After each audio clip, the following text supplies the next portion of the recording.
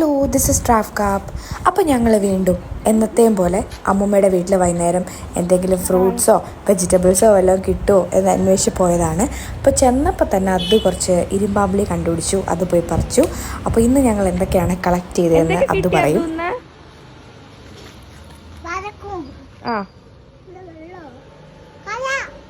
അത് കുഴപ്പമില്ല, വെച്ചു.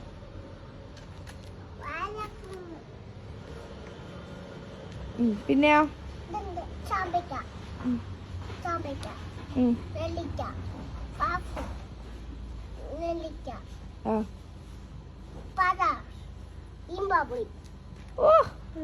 ഇതെല്ലാം അത് പറിച്ചാണോ?